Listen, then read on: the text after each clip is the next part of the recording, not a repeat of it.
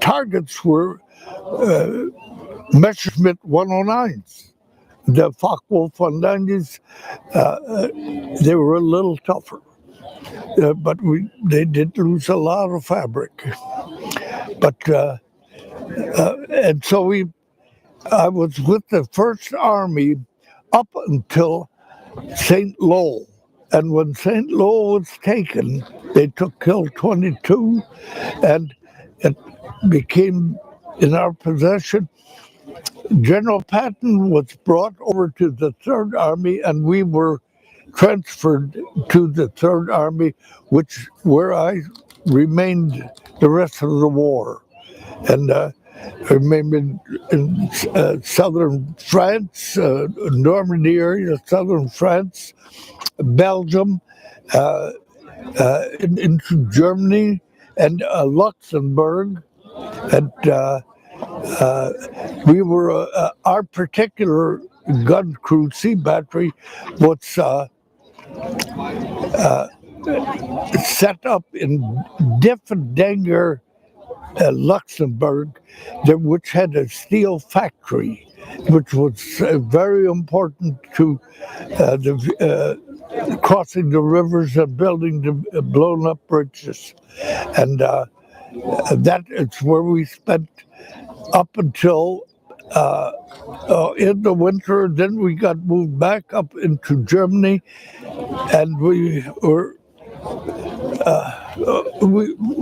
thought the war was coming to an end, and we relaxed very much. And then the bulge happened, and at that time we lost our communications with battalion because we were scattered.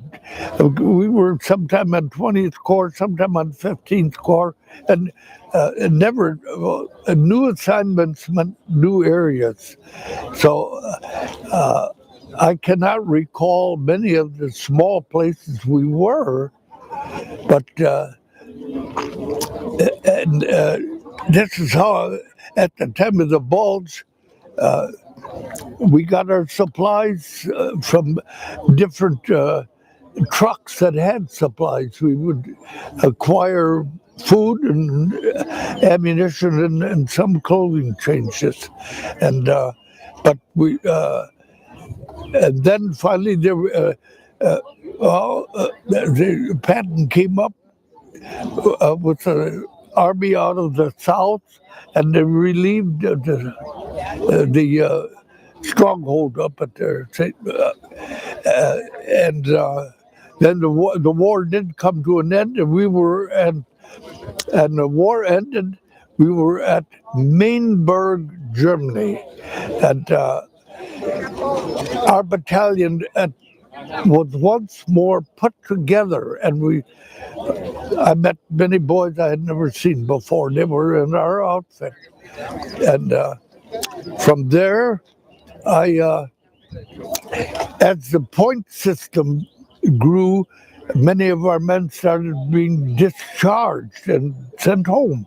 And I had no dependents. I was single.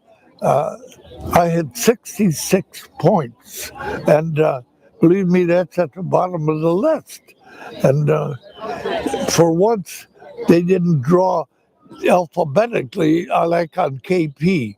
Like, my name is Bolt, and believe me, when they got to the Johnsons and then others, they lost the list, and I got to go again. But that's a funny part of it. But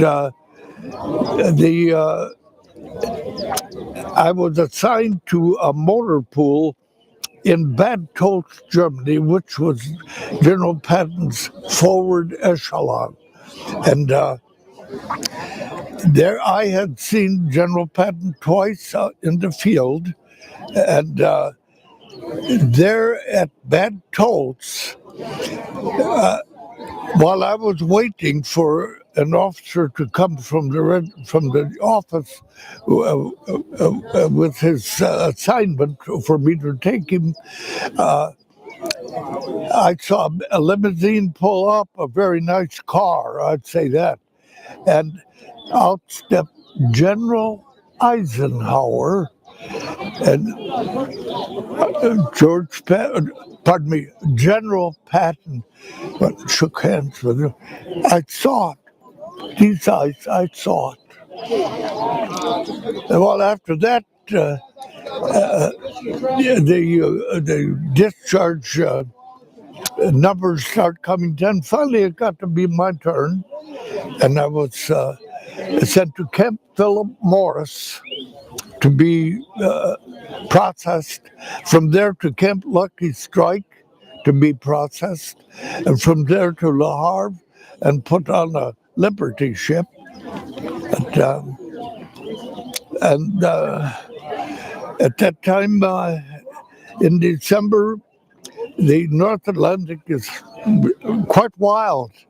And we were out at sea maybe 2.5 days or so at very, very rough sea. And the Liberty ships are not designed for comfort. And but the captain came to a realization this was a futile attempt. So we made a turn and went along the coast of France, down through Portugal and Spain, down to the Azore Islands, and cut across to Bermuda, to the Bermuda area. And when we were there on Christmas Day. I turned 21 years old. And then we went up to New York, and I was finally discharged in Wisconsin, at a camp in Wisconsin. And so that's kind of a quick overrun. When I came ashore, the beach had been established.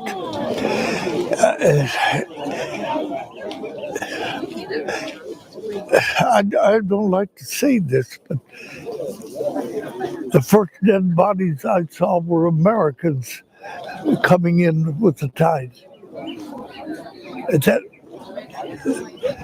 That was hard to take. And from then on, I saw a lot of German bodies, and all that had eased it, but we got into some good scrapes. I'll tell you, the first time I fired on ME-109s, there were 3 of them.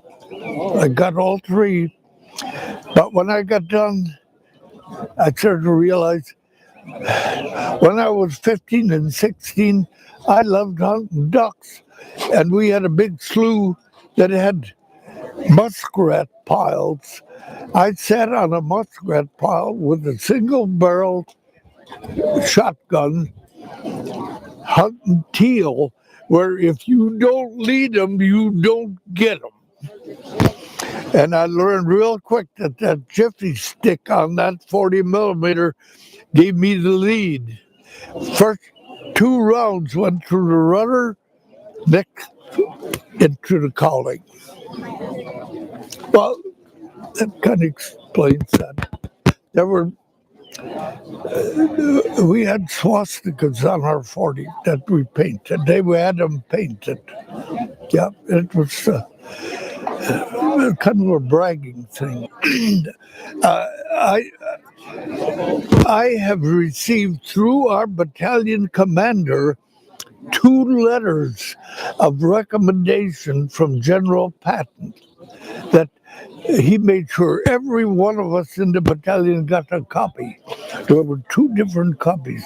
And then there was a sheet that had all the destroyed and the possible destroyed. So right now I can't think of the number. Can you tell me a little bit about what that was like? I mean, right now I can't think of the number. Can you tell me a little bit about what that was like? I mean, what were you? Did you have enough equipment or enough clothes? We had been being an anti-aircraft unit like we were. we had vehicles to move in. We did not like the infantry. Those guys walked. Oh, we rode in the column where they were marching up, and I sat on the 40 millimeter. We had them fixed so we could fire while en route. And I had my one position where I sat, and but during that time,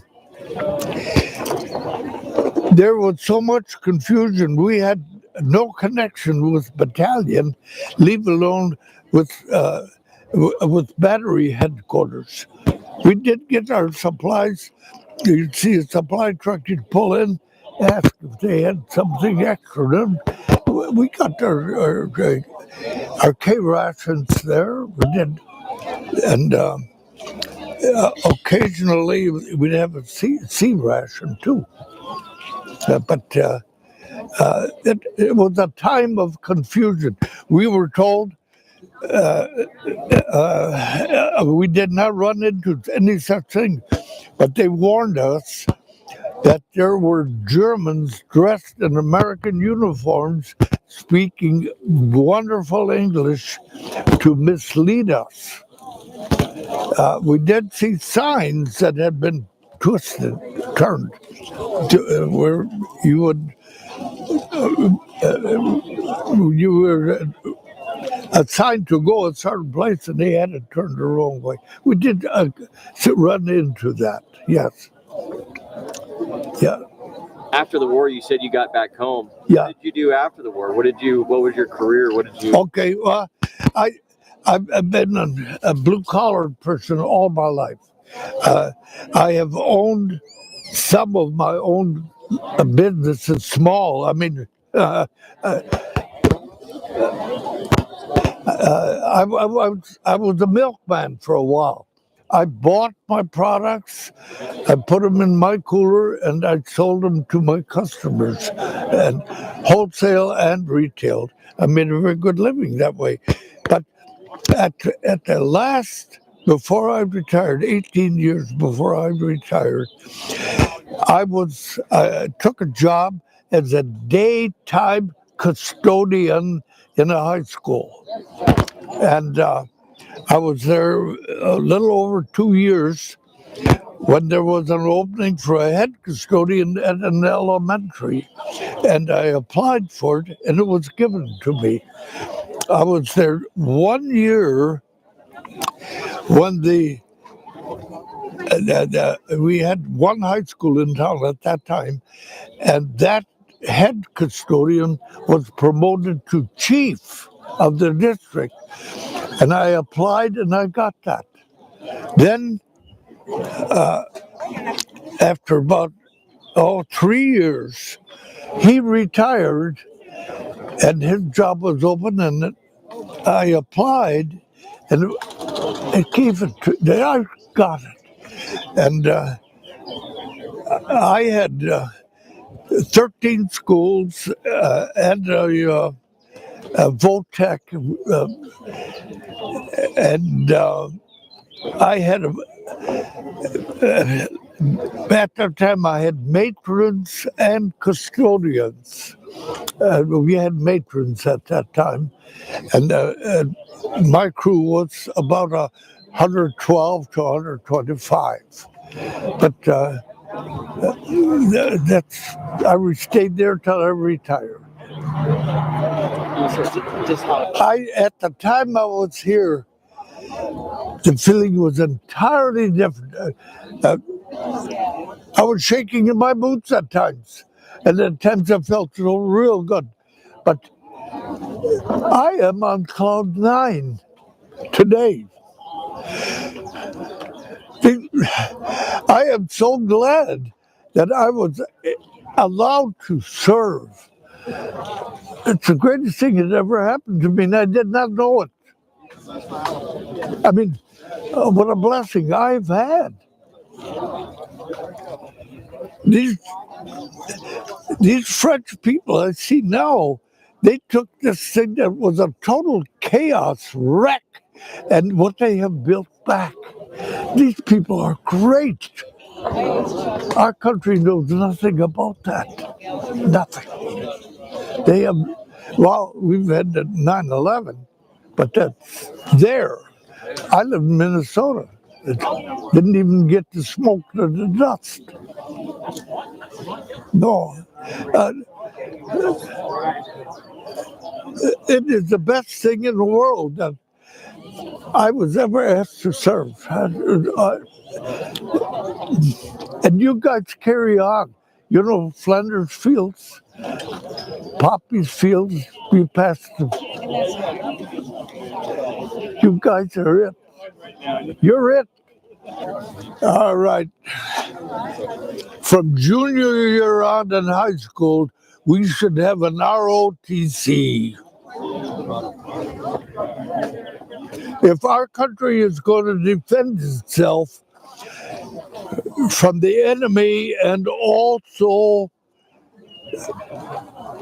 the enemy in our country, we need programmed people coming up. I will defend my country from foreign and domestic. Just make sure I get an M1 again.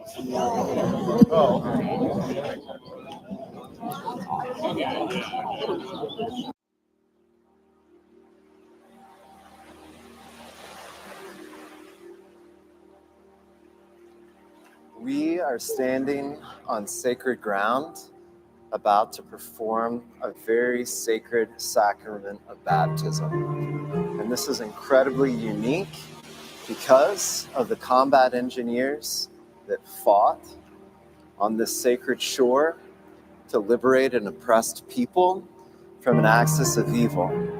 And so they chose this special place for you, Elias, to make a special memory of your baptism. Scripture says, we do not love God first, but we love God because God first loves us. Like the waves of the ocean reach out towards the shore, God's love is reaching out for you today. Do not fear, for I have redeemed you. I have summoned you by name. You are mine. When you pass through the waters, I will be with you.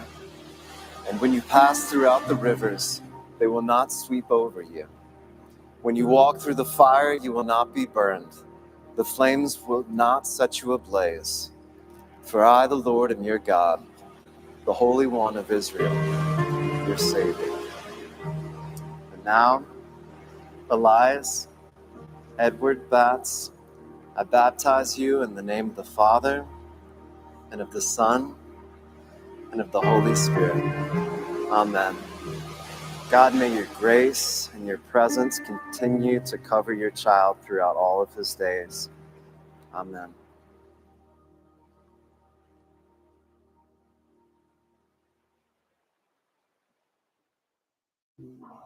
Hey, I'm Staff Sergeant Andreas McClellan. I'm from Meridian, Mississippi. I'm with the 274 MCT Movement Control Team.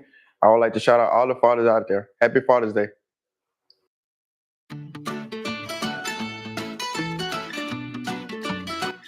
Comedy nights are back at the Thunder Mountain Activity Center. Saturday, July 27th. Doors open at 6 and the show starts at 7. From Conan, The Tonight Show, and Netflix, hear Dwayne Perkins' sharp wit and relatable humor. And international comedic sensation Adam Richman from Last Comic Standing will have you quoting his jokes the next day. Get $20 advance tickets at Safeway and Ace Hardware, and tickets and reserved tables are available at Yardley Community Center. Tickets are $25 at the door. Call 520-533-2404 with questions.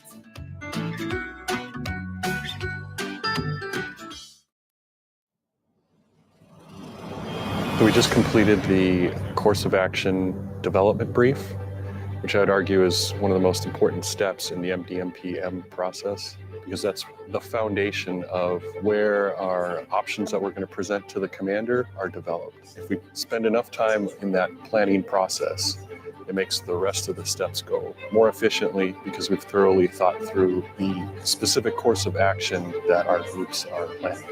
That's the beauty of MDMP is everything has a step. And so we just finished the color development phase, received guidance, feedback from the commander. Now we'll take that into the next step. So now we're going to do wargaming. We'll get the group together, make sure everybody's on the same page, understand what the commander's changes are, and then we're going to pit ourselves against a made-up enemy and see how our plan unfolds.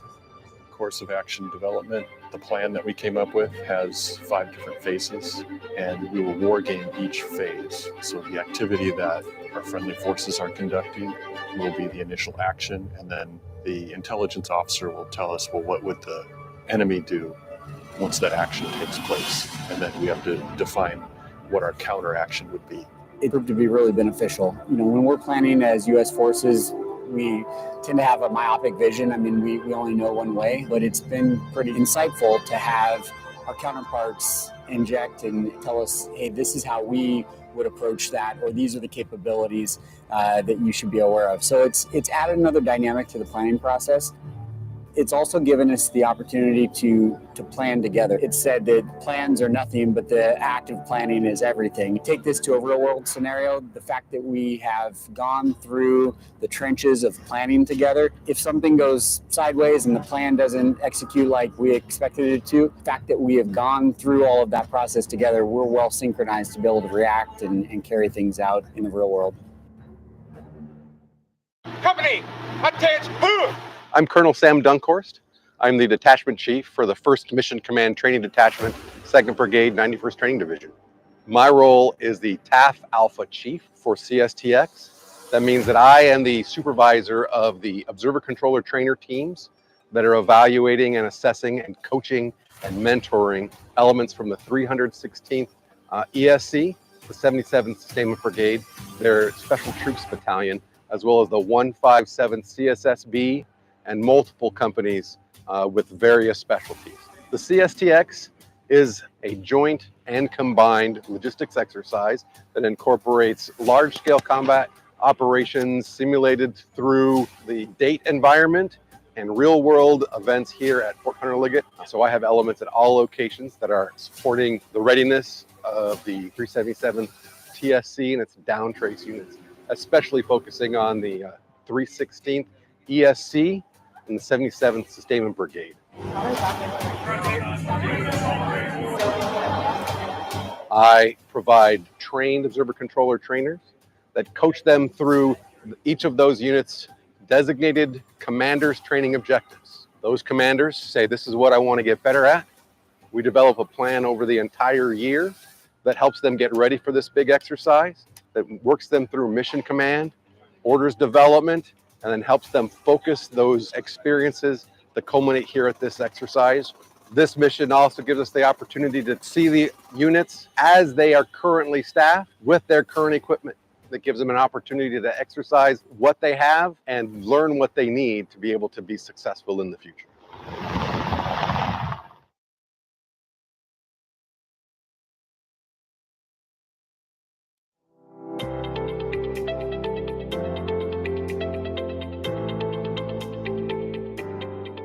My name is Terrence Glenn. My MOS is a 13 Juliet. That is a fire control specialist. Basically, we do all the math, all the computer stuff. We are in FDC, so basically without the FDC, the guns, they don't know where to shoot. They don't know when to shoot. I chose to serve the Army because my mom actually served in the Army. She did 11 years. She was the same MOS as I did, 13 Juliet. And I kind of got the motivation to join because of her. One thing I like about the Army is getting to meet a bunch of new faces and all the personalities from across the country. Just seeing the diversity in the Army, which I think is one of the coolest things.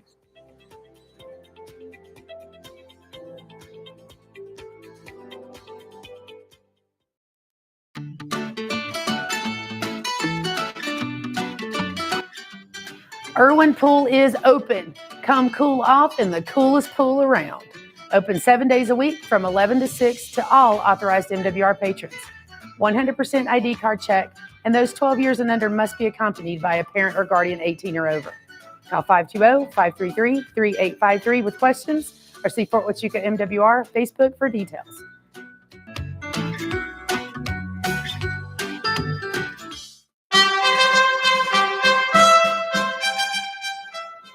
249 years ago, on June 14, 1775, the Continental Congress established the Continental Army.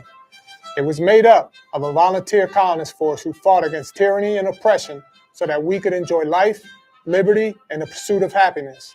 Since then, when our country has needed us, volunteers continue to answer the call to serve our country, to proudly wear this uniform and carry on the legacy as the guardians of freedom and the American way of life. From all of us in the Air Defense Artillery, happy birthday, Army! First to fire, this will defend. And now, please rise if able and remove your hats to honor America and those who support our freedom at home and abroad, and join the pride of Fort Sill, the 77th Army Band, in the playing of our national anthem.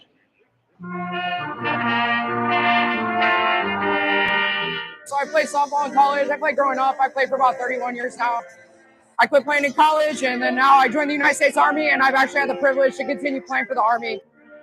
It's old people softball, what they call it, but it's still really competitive. It's still really fun. It's a great camaraderie, and I'm a firm believer that team sports help make you a better leader when it comes to being in the Army. Yeah, this is a great experience. You know, just being afforded the opportunity because of softball, because I play for the Army, it makes it really be a part of it.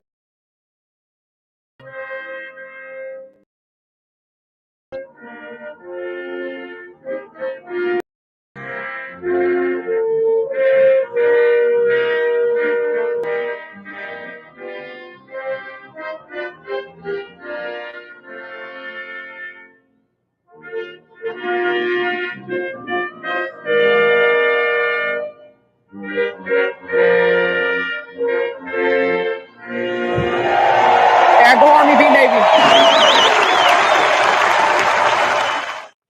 Are you a recent college graduate? Celebrate your achievements and make a lifetime of memories. Take part in our annual Fort Huachuca graduation commencement on September 6th at 1 p.m., located in Fitch Auditorium at Alvarado Hall. This event is open to all soldiers, veterans, dependents, and civilians who have recently earned their college degree. For more details and to register, contact the Fort Huachuca Education Center at 520-533-3010. Thank you.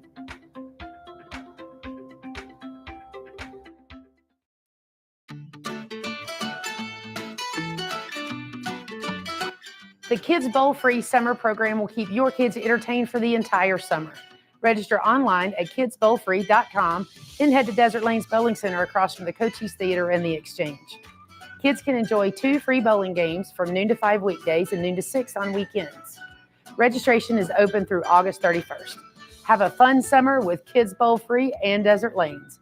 Call 520-533-2849 for information.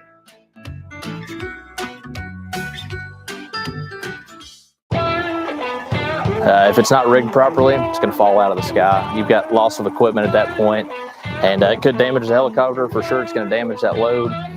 But I'd say that's probably the biggest concern, especially if it's not rigged properly and we've got personnel underneath it.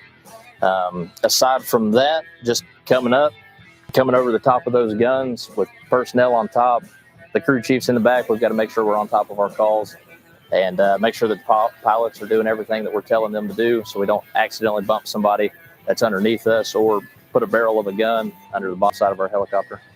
Those are my biggest concerns. Because there's a lot that goes on internal. You don't really see that. You just see us kind of like moving around in the cabin, just making calls, making sure we're able to keep everybody safe on the ground. Some of it is patience, because the whole time, again, the pilots, they can't see where that gun is. So they're relying on us to make the calls, and then they're just making the inputs on the helicopter. And sometimes that gun, like yesterday, whenever we were trying to get it oriented to the east out towards Tater Hill, as soon as you'd get it lined up perfect, it would just want to spin on you. But you're already committed to that point. We're setting it down, and it's on the ground. As long as it's close, those guys out in the field, they don't have to work too hard to position it exactly where they want. But you've got rotor wash coming down, that gun's wanting to spin on you, and you've got all kind of different inputs. Everything's going on, and but I mean, other than that, it's fairly easy-ish, I'll say, to get it on your target in the right direction. But sometimes they'll just spin as soon as you set it down, and if it's close, it's close. So it's not just aviation doing it. I think that's the best part about it, because just having everybody that, like with the 206, they've never hooked up with us. We've never flown with them. That's my favorite part about the training. It's a real life mission for us. We're getting called up. Hey, we need these guns flown out here to this area. Just being able to do real life missions and get training from both sides of the house. Everybody's getting trained up good.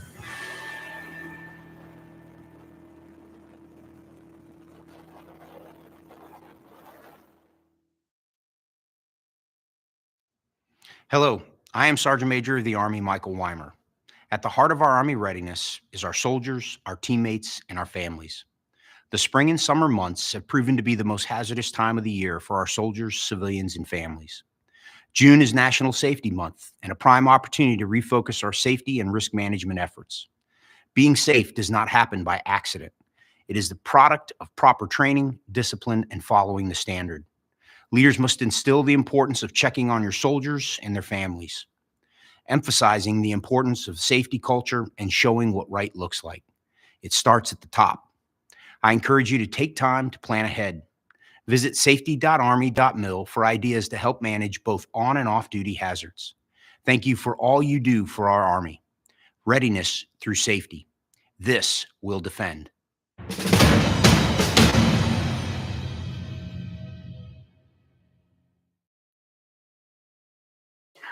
Hi, I'm Sergeant Michaela Dunn from 274 MCT. I wanted to shout out all the fathers for Father's Day. Happy Father's Day. You guys are the best. All these units that are out here for Global Medic and CSTX are out here to get after their METAL tasks and their MET tasks, which are the basic combat skills that we ask them to do, not only from their soldiering skills, which are many things that we're doing out here in the battlefield, but also their medical skills and applying them in a field environment. We want them to be stressed, have lots of casualties, and really stress their leadership and their command and control, and be able to understand where they are in the battlefield and how they may augment and provide care to the combat arms and those line units who are out there in the fight, and taking care of those casualties as they come off the battlefield, and taking care of them, and either one, getting them back to the fight, which is the ultimate goal. But for some of those folks that we cannot do that with, we would actually sort them and bring them back. As our units identified the METAL tasks that they wanted to get to and the METs that they wanted to get after, we worked with MRTC to build those meso plays to really align the things that they're going to see out here in the battlefield with those METAL tasks and those MET tasks. As an observer controller trainer, my job is to generate challenges for those teams that we're training. They come here prepared to enter a theater, do their job. What they haven't prepared for is all the things our teams design to make them grow and force them to figure out how to problem solve. That's one of the most unique parts of this exercise, is and the ability to make decisive choices that in many cases have prolonged and positive or negative effects by their choices. This is the opportunity for them to do that. Well, I think CSTX and Global Medic is a great opportunity for our soldiers to get out into the field and really practice what they do in a combat environment, because this is what we're going to do if we went to large-scale combat operations today. And, you know, having the railhead here today, something new, has been a great addition to what we're doing here and practicing this. And there are many other places that we will provide care. It may not be in a traditional hospital. We may have to do it in a tunnel or a bombed-out building. And that treatment we provide, we have to be flexible and be able to build out whatever it is we need to take care of those. And maybe providing medical care just on a tailgate medicine like we did way back during World War II and many times like that.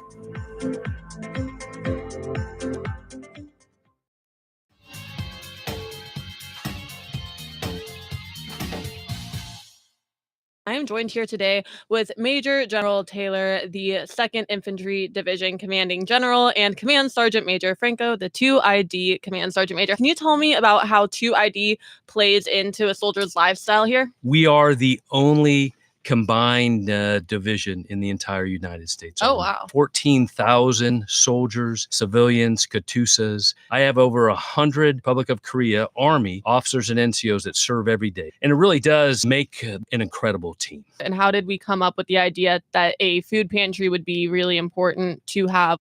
You can go there and, get what you need without prejudice, without judgment. Nobody's going to think any different of you by getting some help, because we all can use it. And going back to Warrior 6's point, it is PCS season. So as you clean out your kitchen and your cupboard, instead of throwing it away or giving it to your neighbor, just, pay it forward. I'm 18, 19 years old at the time. I didn't have a family. It was just me. Hey, you've got this influx of money that you may not have been used to, before you came in, right? We all come from different walks of life. And so I think the importance of obviously the TSP and the blended retirement system that we already have, that's a great opportunity for them to opt in and get that matching pay.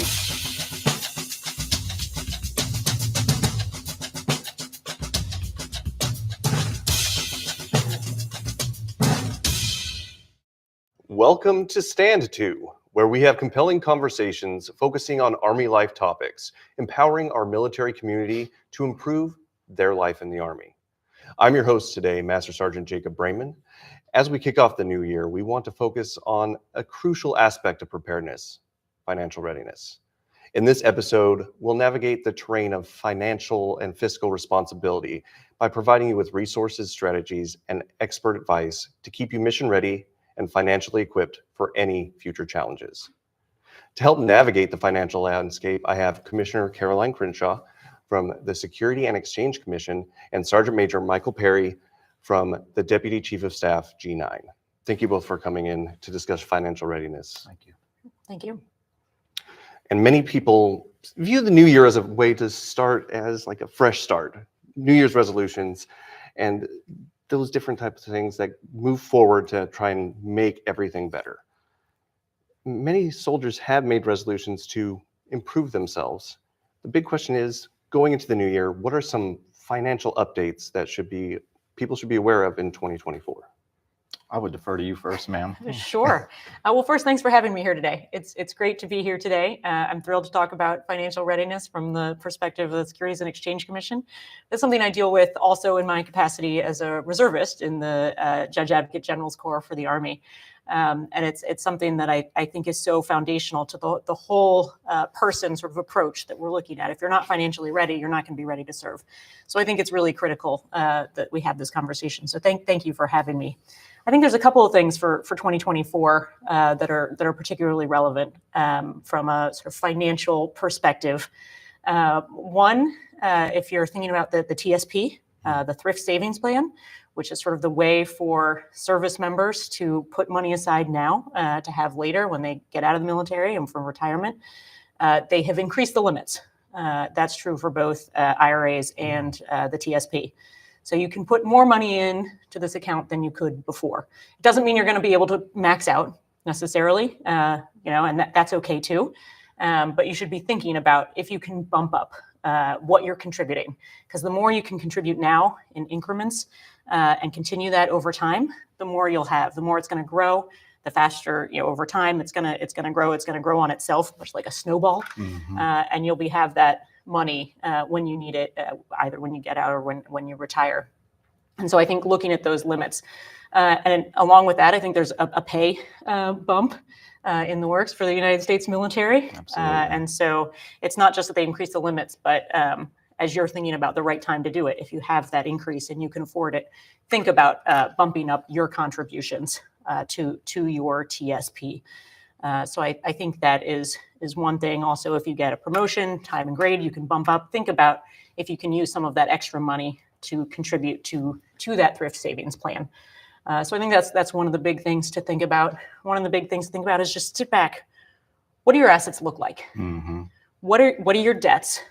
What do you need to pay off? What can you afford to invest, if anything? Or do you need to look at an emergency fund? And I think the new year is always a really good time to just take that step back and think about, am I struggling with finances? Where am I struggling? Why am I struggling? What are the things I can cut back on? And so I think that's always a great thing to do in the new year, in addition to looking at sort of, if I have a little extra from the pay increase, can I contribute it to the TSP? Absolutely. Yeah, so, Madam, phenomenal advice. And, obviously it's an honor to be here. I'm Sergeant Major Michael Perry. I serve as the G9 Sergeant Major in our Army.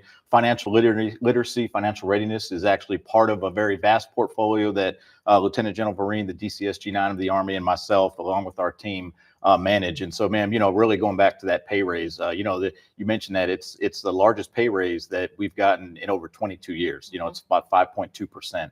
That's a significant amount of, increase, whether you're a young private or, a four-star general and everybody in between. And so I think, again, the importance of, kind of establishing some goals, kind of reflecting on, what are some of the things that, you wanted to get after, maybe you weren't able to, and now with additional resources that are going to be available to our soldiers and families, I think it's just a great opportunity to be able to look and to, establish, some goals and some plan, on how to get after that. So I think it's just a phenomenal, again, very appreciative of that significant pay raise for our soldiers and families.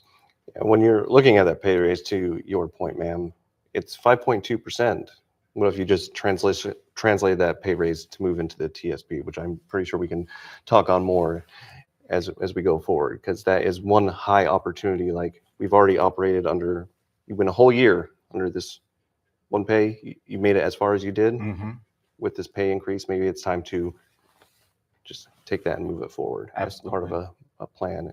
And looking at that, with both of you in your different capacities, what would be your best advice to soldiers who are new to the military, new to the Army, when it comes to finances? Okay, I'll start with that one if that's all right. Yeah, first. go Yes, ahead. ma'am. So, I joined the Army as a private E1 straight out of high school 31 and a half long years ago. And so it's been an honor serving this long.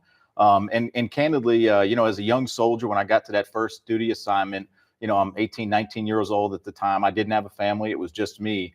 And the importance of my leaders, kind of sitting me down, who had more experience, these are our non-commissioned officers, our platoon leaders, really just sitting down and just kind of helping me understand, hey, you've got this influx of money that you may not have been used to, before you came in, right? We all come from different walks of life. And so I think the importance of, obviously, the TSP and the blended retirement system that we already have, that's a great opportunity for them to opt in and get that matching pay. But then it's about really getting some advice, from some leaders and looking at some other resources out there. And, one of the foundations of being a good soldier is discipline. And discipline can come in a lot of different forms and fashions. You mentioned resolutions. And so most people they try to be more disciplined in their eating habits and in their exercise, right? And so I think being disciplined, as a young soldier that is going to have a steady amount of income, and being disciplined with some decisions that they'll make, very young, the smarter and the more disciplined those decisions are, really more exponentially, it's going to benefit you down the road, when it comes to looking at a variety of ways to invest your money. And so there's just a couple of things that I think are important as a young soldier, especially. I think that's spot on. I think the discipline with the financial readiness stuff, especially when you're young, is hard, right? You don't necessarily have children who you're thinking about their diapers and their college education, and all the different costs that you're going to have. You're thinking, oh, I have an income. I can get a new car. Right. So those are the things. So I think that discipline is really important. And along with that, when you first join, if you're 18, but even if you join a little bit later, I think there's two things to think about. One, if you don't have any debt, try not to get any debt. When folks are saying you can get all these deals, if it's a credit card at a store, for example, or if it's even just a regular traditional credit card, stay within your spending limits. Yes, and that's part of the discipline that you were talking absolutely. about. Because once you're in that debt, it is so much harder to get out of it. So the first thing would be is avoid, if you can, getting into debt, and use the resources that the military provides. In the Army, we have the Army Emergency Relief Fund. Yes, ma'am. The AER, all right? It can help you out. It's not going to be your weekend spending, but this is a fund that can be used in emergencies if you need it. If you have a sudden emergency breakdown of your car and you can't get to PT in the morning, this is a fund you can use so you don't have to go into debt. So use the resources the Army provides. If you're already in debt, that's okay. But it's time to start thinking about how to get out of that debt. Pay down your high interest rate cards first and foremost. If you start investing in the TSP, fine, but the rate of return is still not going to you're going to be breaking even at best with what you're paying on the debt. So get that high interest rate paid down. Use the pay bump that you're going to get to pay down that high interest rate debt. Then next, think about an emergency fund. Setting up your own side. You can use the Army resources, but if you keep coming back, at some point you need to think about having your own emergency relief fund, setting aside a little bit of a nest egg so that if your car does break down, you have something that you can fall back on. And then from there, thinking about the opportunities to invest, making sure you are getting that 5% match. You got to put at least 5% into your TSP to get the 5% match. That's worth it. That's the government giving you extra Yes, money. So make sure you're getting that match, and then sort of think about other ways that might make sense for you and your family to invest. That's great advice. Yeah, and that brings up a great point in thinking on how a financial plan would benefit soldiers and their families going into the new year. So if you're looking at that type of planning efforts, what would your suggestion be, sir? That's great. So, Commissioner, just some great advice there. And the Army is built on plans, right? It's amazing how many things you can take from the training and the things that we get from the Army and how it can apply, to our lives. So, when you think about a plan, well, the first thing you have to do is say, I'm going to, these are my goals, right? And the importance of setting realistic goals, right? And the goals that you can have financially, as a young private or even a young lieutenant, young officer that's just starting out their military career, those goals realistically have to be different than if you're 20 years into your military career, and so I think, again, the importance of establishing a plan. We in the G9, we have a phenomenal website that is financialfrontline.org. And the great thing about this website, and this is where we've learned a lot, you do not need a CAC card to access this website. I know that can be so frustrating for our soldiers and families is, we'll have this great resource, but you better have a government computer, and so the ability for, soldiers and families to pull out their smartphone and to plug in this website, and this website has a wealth of resources on there that our soldiers and our families can navigate through. It's got financial wellness assessment where you can go in and take a 5-minute assessment and be honest about, here's where I'm at, here are my expenses, and it lays out some different areas where you can maybe increase finances here or investments here and do some things. And so again, just doing that assessment so you can honestly see yourselves, and then using the variety of resources and tools out there, it's absolutely imperative. What are your thoughts, ma'am? I agree. And I think that really resonates, the not having to use a CAC card. As a reservist, I have a CAC, but I don't have a government computer. Yes. And I still can't get into half of the website. So I think that cannot be underestimated. Yes, ma'am. The value of that. The SEC also has investor.gov, which has a specific military page on it, which is another resource that can supplement anything like this to help you make some assessments on your investments and look up financial advisors. If someone's sort of pitching you on a product or wants to be your financial person, look them up. Make sure they're registered. Make sure they actually have their documents placed, and you can get their background on whether they have complaints against them, that sort of thing. So I think that the tools at the disposal are there, and folks just need to sort of remember that it also does not require a CAC or a government computer. I think that using those tools is great. I think just writing down and tracking as part of the plan, sort of what you're spending your money on, helps fulfill the plan or whatever you've looked at and says you can allocate here or there. But I think a lot of us, as we're spending in our daily lives, as we're making plans, don't really realize how much we're spending on coffee every single morning. Especially now, at least by our office, coffee is $7 to $9. Yes, ma'am. It's no cheaper in the Pentagon. All right. Well, yeah, absolutely. I thought maybe, but that's if you're getting coffee 7 days a week, you're spending more than $50 just on your coffee. If you can make it at home. So if you need to cut back, those are things that if you write out where you're spending your money, here are my bills, here's what I'm spending on my bills, here's sort of my free spending, whether it's on coffee, lunches, dinners, your entertainment, whatever it is, write it out. And then sort of other necessities, car, house, mortgage, so you can understand where your money is going, and do it over a period of time. So you can see I'm spending $50 a week on coffee. Do I want to just get a coffee machine and cut that back to $10 a week? Yes, ma'am. And you can then you can really, I think, utilize those tools really effectively by sort of having an understanding of where is this all going, which if you don't write down, I think we all think in our heads, yeah, a little bit here, $7, it's okay. It's not that big of a deal. But then when you see it all add up, you can really appreciate sort of, oh, I'm spending a lot of money on this, or, oh, I have maybe a little extra I could spend on this, and pick out the things you really appreciate and have the plan for what you want to put them toward.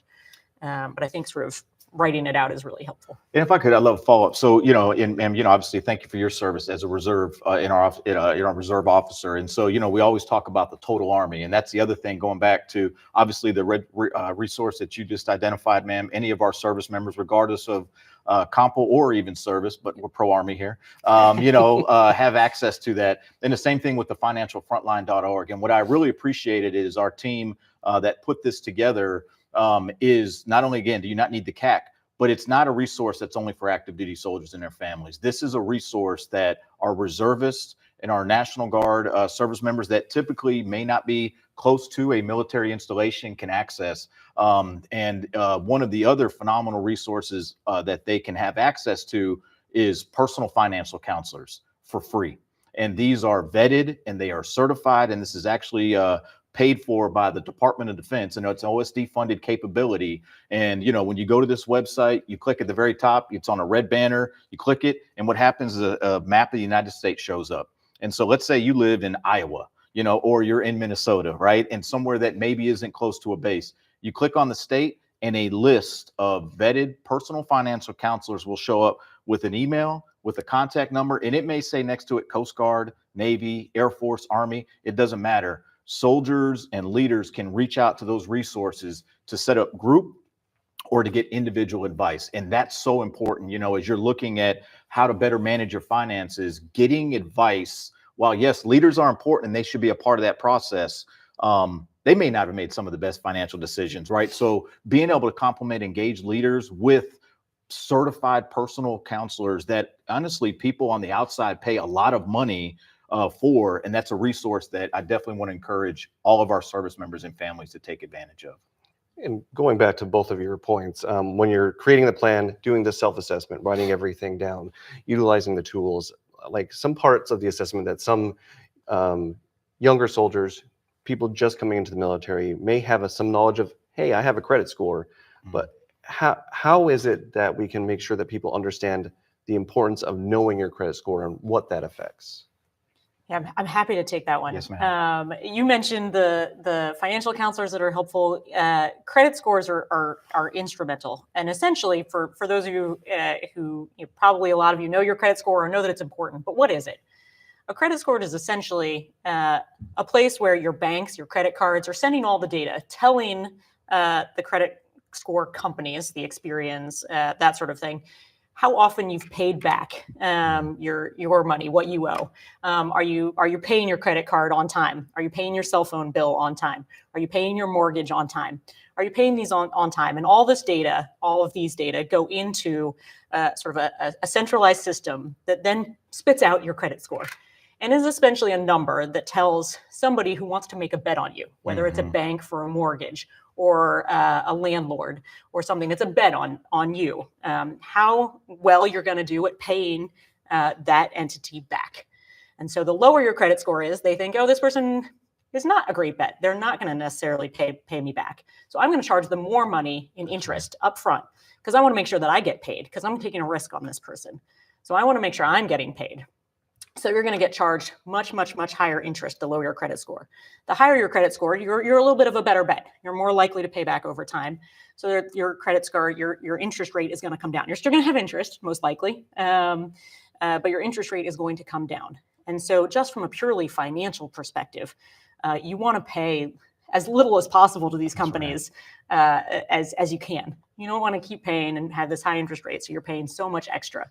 And actually, our website, investor.gov, has some interesting graphs and pictures about if you buy a car and take out a loan on it, the difference that interest rate makes to what you're actually paying. And it's a huge amount. And so making sure that you are doing what you can, paying things back on time, paying down that high interest rate debt to make sure that your credit score is as good as it can possibly be is going to be really helpful. The other thing that service members do need to keep in mind is it can affect your security clearance. If you really bad score, it can be something that does impact your security clearance. So you want to keep that in mind too, as you're thinking about all these different offsetting sort of responsibilities you have financially. Paying your credit card, paying the stuff that you do owe to keep that credit score where it ought to be. Absolutely, ma'am. And and I did confirm this with our financial, program manager. Annualcreditreport.com is a vetted site where, our service members and their families can get a credit report once a year for free. So soldiers should 3 times, ma'am? 3 times. Wonderful. That's even better. And it's so important, for everything that the commissioner said, because first of all, unfortunately, there's also a lot of identity theft. We're in a digital age. And so if you're not monitoring your credit report, then they can have detrimental effects on, now you're having to go back and to get investigations, and it can just ultimately, people can be going out taking loans and doing things that are detrimental to your overall financial well-being. And so definitely encourage our service members to be able to access that. And honestly, a lot of the major banks and credit cards as well, they provide a similar service for free, and I'm not going to advocate for one over the other, but, it is ultimately the importance of monitoring what your score is. And then to your point, ma'am, we started at the very beginning about, the importance of having a plan. Well, the more disciplined we are, with our decisions, the more responsible we are with our decisions, it does continue to improve a credit score that has exponential effects when it comes to, we won't have to pay as much for an interest rate on a house or on a car or some other major purchase. And that's just more money that you have ultimately then to, make investments or do some of the things that you wanted to do that's a part of, your goals that you have. And just to add on that briefly, there are things you can do, which is important. You can monitor it, right? So you can look 3 times a year. So spread it out. Don't look at it all in the first 3 days. So spread it out over that 12-month period. But if you notice something that's wrong, you can challenge these things. And there's all sorts of rules. The Consumer Financial Protection Bureau has put in place, the CFPB, about the notice that they have to give you, about all these things. So if you notice something, you really can challenge these. And that's actually one of the things I teach at the JAG School in Charlottesville to new lawyers just coming out of their officer basic course. And so utilize your JAG office. If you see something, say something, in this case, in the financial perspective. But if you think, oh, this isn't right, or if this is worrying me, or, oh, I didn't sign up for this, go to your JAG office and they can help you figure out sort of what your ability is to challenge somebody. If you owe the money, you may owe the money, but they can help you figure out if there's something in the contract that's wrong, or if there's weaknesses, or if the law is just being violated, and help you give ways to fight this. That's great advice. And all great advice. And we've mentioned quite a few of the free resources that soldiers and their families can take advantage of. One thing I did want to touch on, we started talking a little bit about investments in the beginning with the TSP and what soldiers should be trying to do and trying to maximize their contribution. One of the things that I want some soldiers and their family members to be aware of is, what are some of the pitfalls with using different apps to invest their money, or how soldiers could know that an investment is a scam? If you guys could touch on that just a little bit. With you, ma'am. Yeah, I'm happy to take that one. So apps can be really useful. They're easy, they're user-friendly, they're on your phone. We see more retail investors, so as opposed to sort of big funds investing with pensions where you just took a job and they invested sort of for you.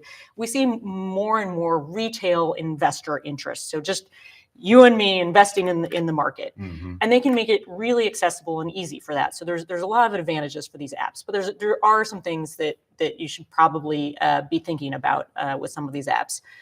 One is you can answering through a series of questions. There's supposed to be some restraints in place, but on some of the apps you can end up doing some more complicated trading systems, or doing more complicated trading. So for example, you can end up doing trading on margin, which is basically trading on money that you don't have. And so you can end up losing more than you even started with. So some of these apps. So you want to be careful if they allow sort of margin trading. And again, you're supposed to go through steps to sort of get to that. But we've seen examples where, that folks are able to do that pretty readily. And then again, are trading on money you don't have, which is something you want to be careful of. There's options trading. There's all sorts of different trading that you just want to make sure whatever you are doing, whatever you are trading, that you understand. what you're doing, what you're trading, what the product is you're buying. Just yesterday, the Securities and Exchange Commission approved Bitcoin exchange traded products. These might show up on some of these apps. So make sure you understand what these Bitcoin exchange traded products are if you're going to choose to invest in these.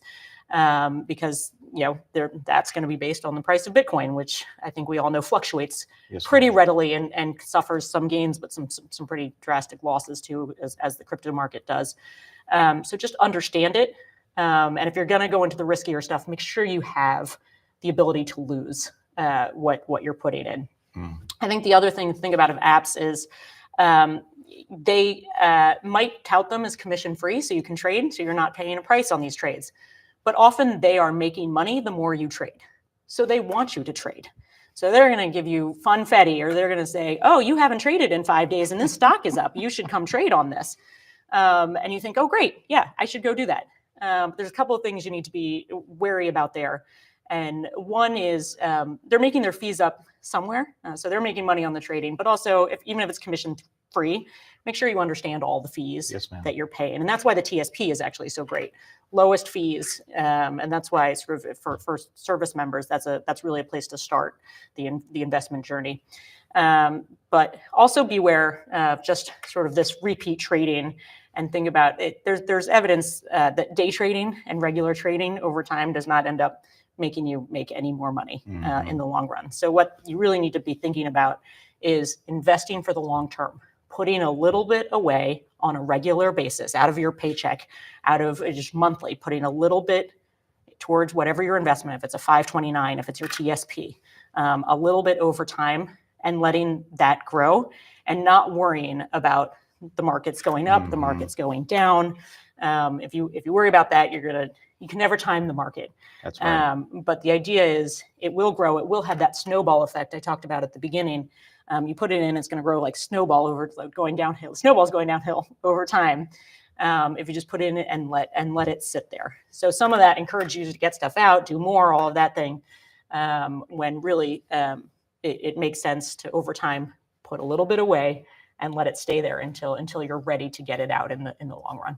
I think that's great advice, ma'am. When you talk about the long run, right? And I think that's it. Again, going back and everything is intertwined that we've talked about today, right? Is you start with some goals, you establish a plan, you leverage the resources that are out there that are free and that are vetted, and then the discipline and the decisions. And I love the example you used about the coffee, right? So sometimes our young soldiers, our young privates, for example, yes, they're making good money, but they're not making, like exponential dollars, right? But if they just think about, very early in their career, taking advantage of TSP, maximizing, the investment there, and even just simple things like a savings account, that's a high yield savings account. Again, it's safe. There's minimal risk. And instead of spending, $50 a week on fast food, which is $200 a month, if they were going to commit to that, then they could take, and maybe it's, hey, I'm only going to do $100 a month in fast food. I'm going to be disciplined in my decisions because I'm going to invest this because long term, it's going to, I'm really going to be set up better, especially as I get a family. I may have children, college expenses, all those things are going to come in. So again, ensuring that people do, the movies will show you it's this fast, hey, I made this trade and I made, millions of dollars and I'm retiring. Well, that's the movies. And while that can happen in reality, there's so much risk with those types of approaches. And so it's just really about being smart, responsible, methodical, and, in your approach and just focusing on the long term because it will grow over time. And so the earlier you can start that, the more that you're going to have, whenever it is that you decide to retire, move on to your next career. So just some things that we would share. Awesome. Thank you two so much for joining me and sharing all the free resources that are available to our service members and the great advice. I just really want to thank you guys for your time. Thank you. Thank you. Appreciate it. As we wrap up this installment of Stand To, remember that financial readiness is a force multiplier in your life. Stay vigilant, implement the strategies discussed, and check out the multitude of free resources available for you and your families. Watch how your financial landscape will transform should you follow these practices. Be sure to share this episode with your friends, soldiers, and families, and subscribe to get more insights into achieving your best Army life. Until next time, I'm Master Sergeant Jacob Raymond, and this is Stand 2.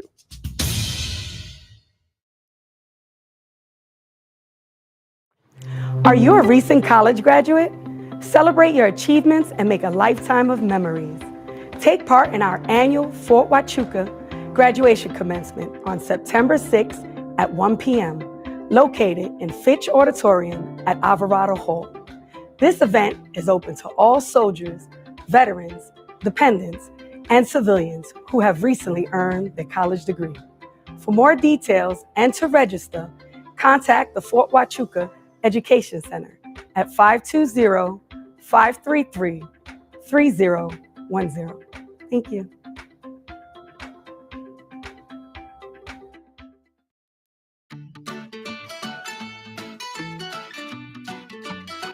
Moonlight movies are back at Warrior Sentinel Field.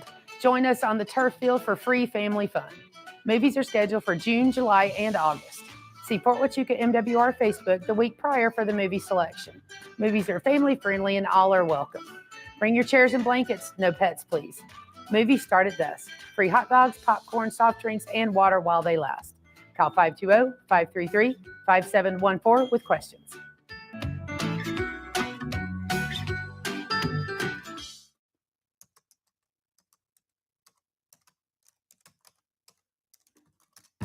My name's Staff Sergeant Shania Myers. I'm from St. Cloud, Florida.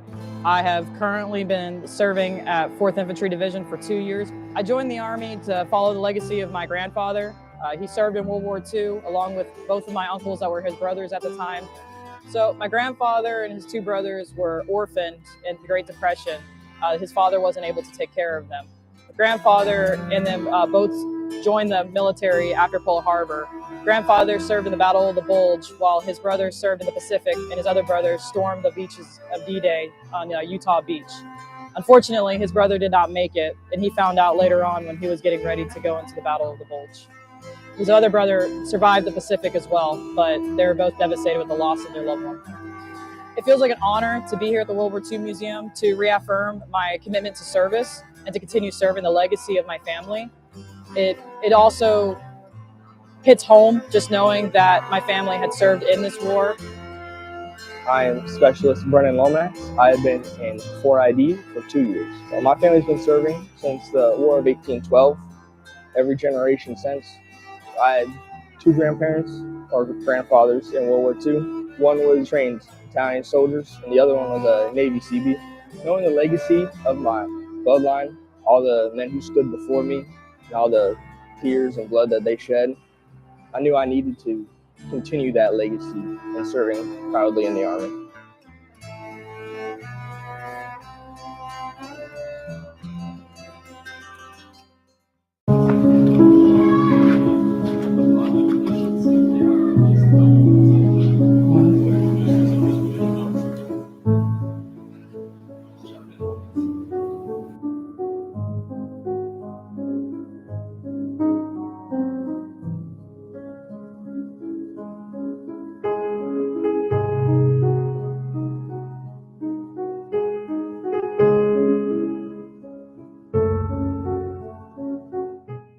Member of the Nuremberg Jewish community, I have had many discussions with people who were very interested in Judaism and Israel, but of course with just as many anti-Semites who showed and still show. We have to defend our democracy worldwide with all means at our disposal and to put the enemies of our democracy in their place.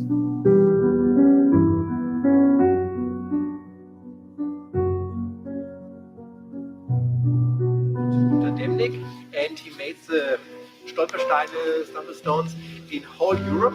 About 200,000 stones are still here in Europe, and in the city of Ansbach we had also the stones. And to remember the Jewish people, they were murdered. I think as a U.S. soldier being stationed in Germany, it's always something in the back of your mind, the history of World War II and the Holocaust. And the fact that we're located here, in a place that has had a strong Jewish community and has one now today, it was really powerful to hear.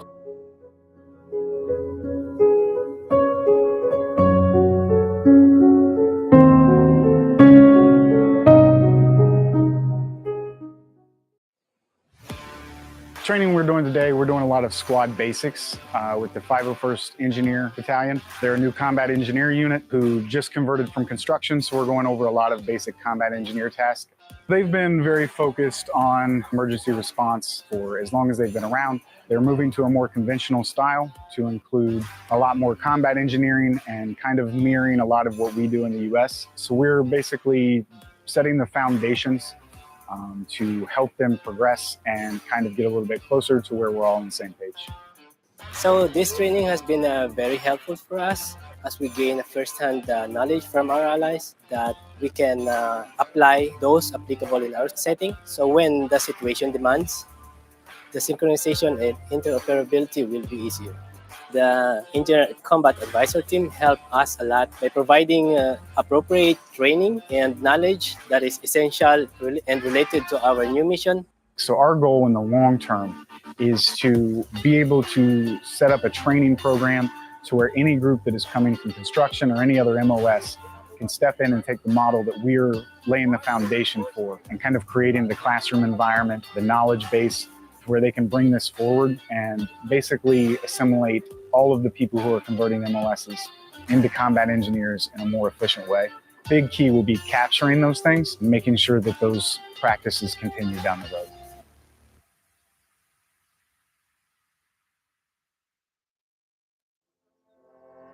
Today, our Eagles scream to remind the world of those who fought on June 6, 1944. 80 years ago today, the world decided that freedom from tyranny was worth the price that had to be paid. From the beaches of Omaha to the marshes of Calvados, every step, a step for freedom, a step for the greater good. May we never forget those who died so that others may live. Let us always remember that freedom is never free.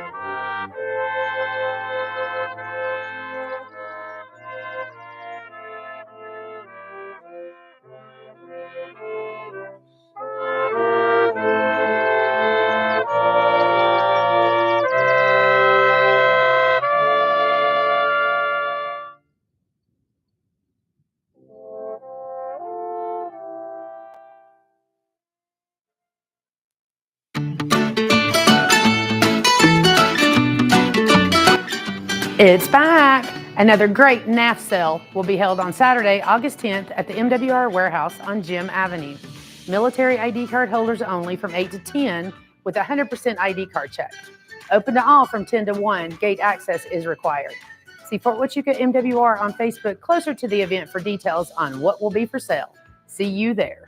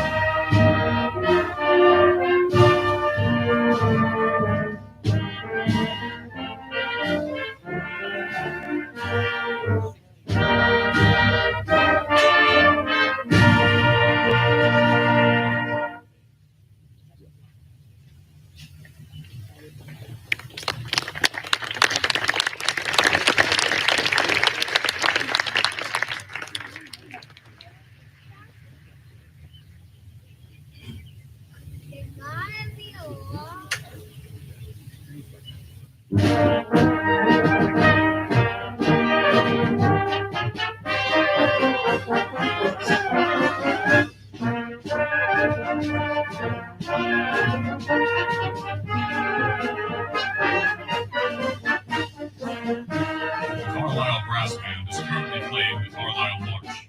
This is an original composition written by the late Dr. Gordon W. Bowie and dedicated to the United States Army War College.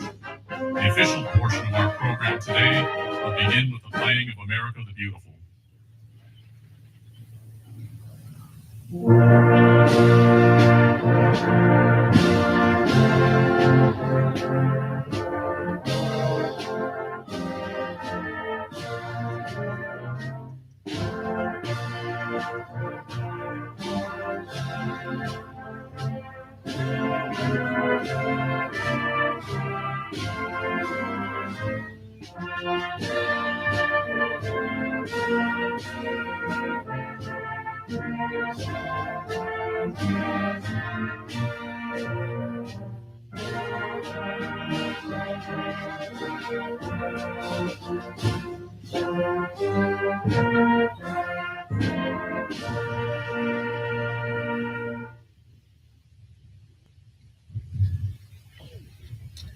Ladies and gentlemen, please rise for the arrival of the official party and the playing of honors, and remain standing for Colonel Kirsten Kennedy's rendition of the national anthem, followed by Chaplain Mallard's delivery of the invocation.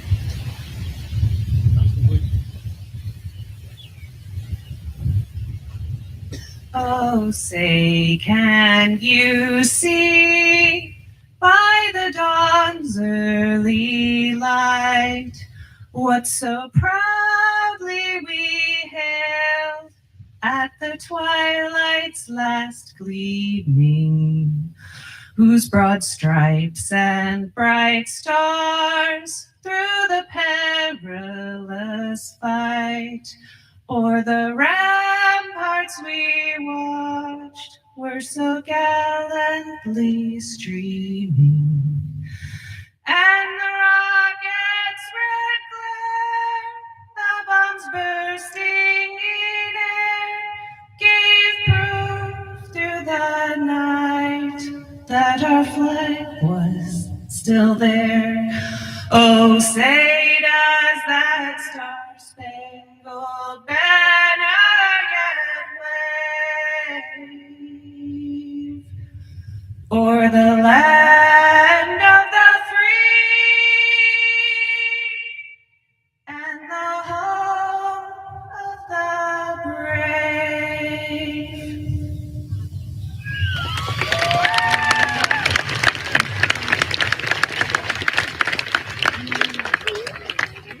Good morning.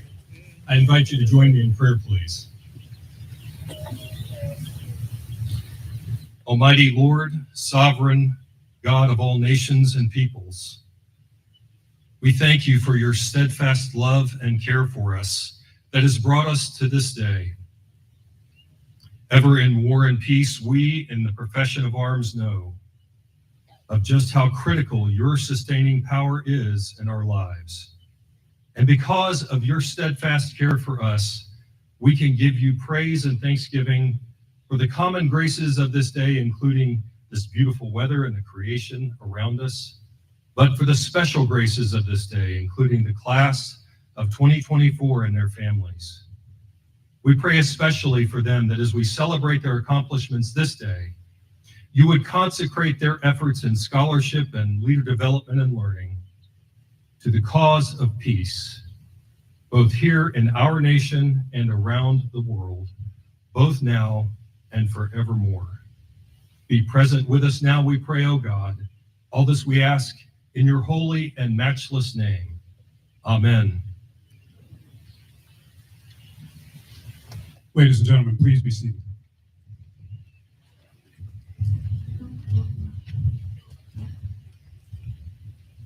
We would like to thank the Pennsylvania Army National Guard's 1st of the 108th Field Artillery for honoring our distinguished guest, the Deputy Secretary of Defense, Honorable Kathleen Hicks, with a 19-cannon salute.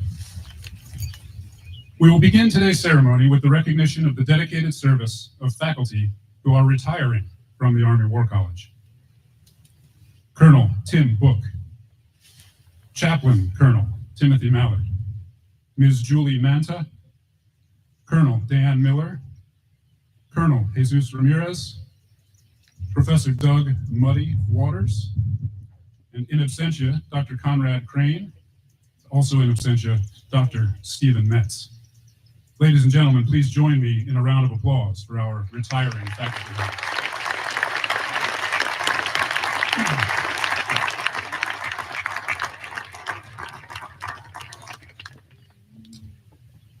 We now turn to faculty awards. Our presenters are the Dean, Dr. Edward Kaplan, the Provost, Dr. David Dworak, the 53rd Commandant of the Army War College, Major General David Hill, our guest speaker, Honorable Kathleen Hicks, and the Army War College Command Sergeant Major Charles Gregory. Today, we recognize 8 faculty members who were selected by their peers for exemplifying the highest standards of teaching or innovation in education. Dr. Andrew Hill, Excellence in Teaching, Core Course Category. Captain Michael Hritz, Excellence in Teaching, Core Course Category. Dr. Mark Duckenfield, Innovation in Education. Colonel Trent Hunton, Innovation in Education. Commander Michael Posey, Innovation in Education. Dr. Charles Anderson, Innovation in Education. In absentia, Dr. Jonathan Klug, Excellence in Teaching, Core Course category. In absentia, Dr. Maurice Sipos, Innovation in Education. Ladies and gentlemen, please join me in a round of applause for our faculty award recipients.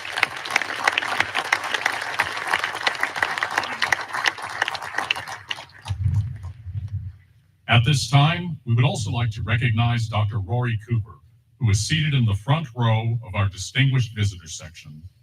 Prior to the ceremony this morning, Brigadier General McHugh, the A-Tag for Pennsylvania, presented Dr. Cooper an award to recognize his years of dedicated service as the civilian aide to the Secretary of the Army for Western Pennsylvania. Dr. Cooper is retiring from his position after 10 years of faithful and dedicated service.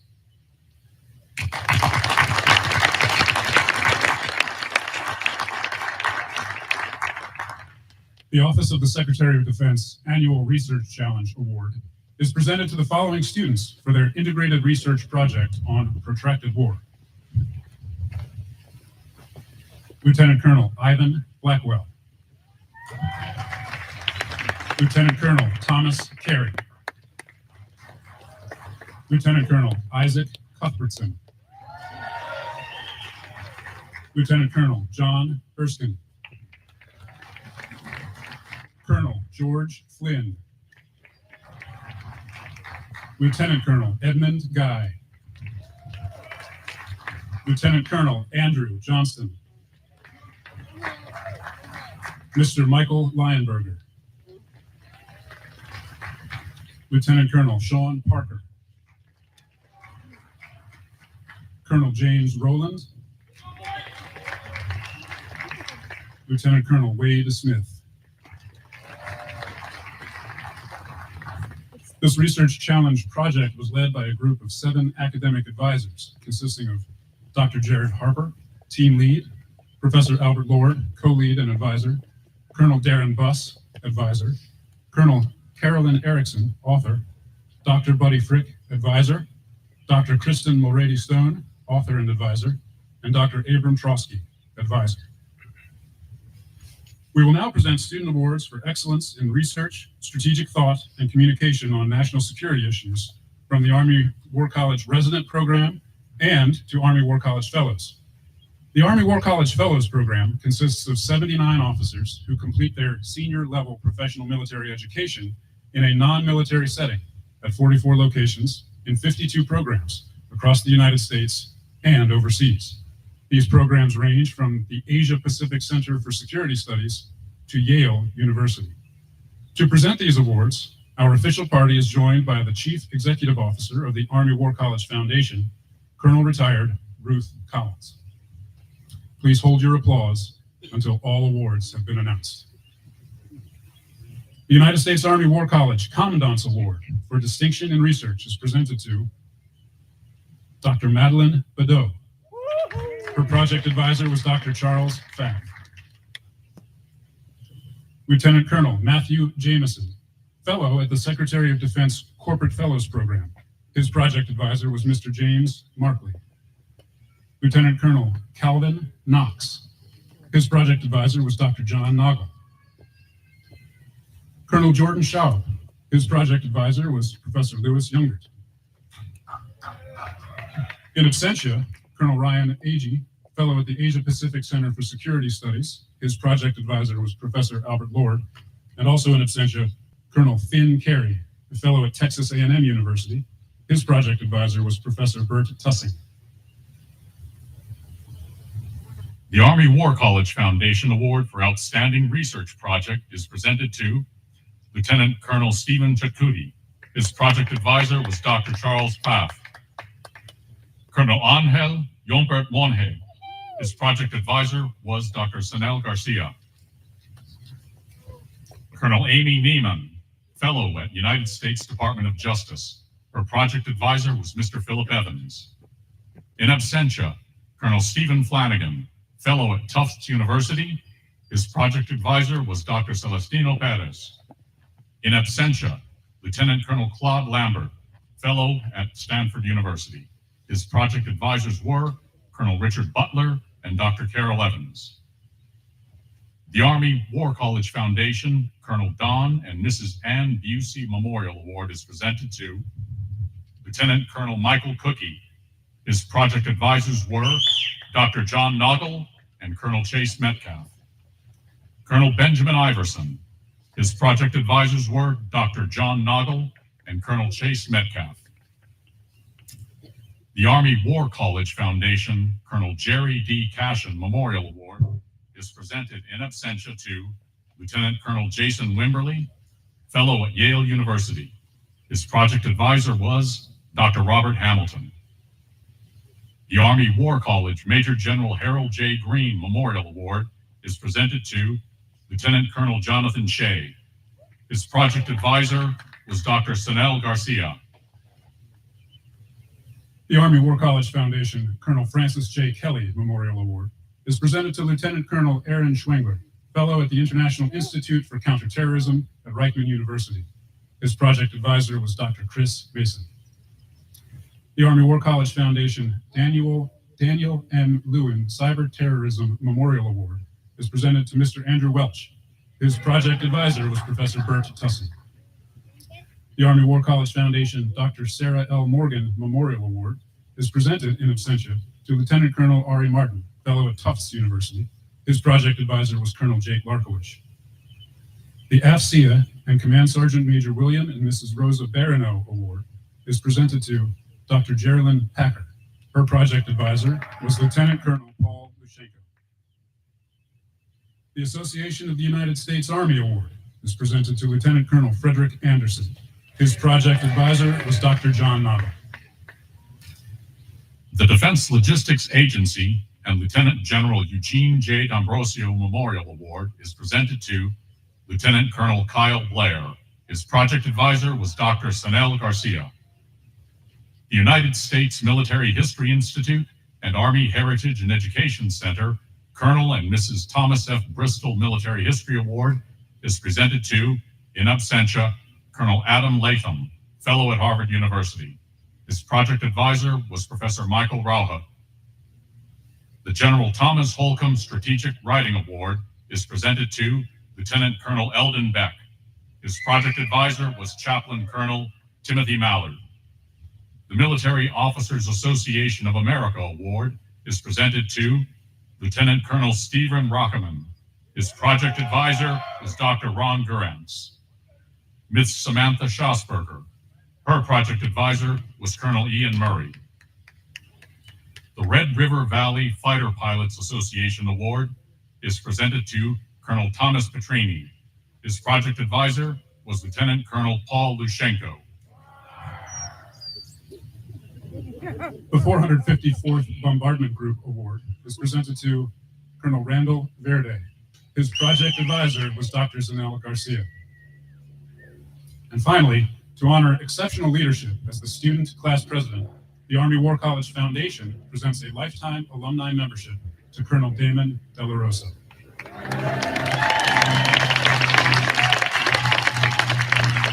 Ladies and gentlemen, please join me in a round of applause for our Student Award recipients.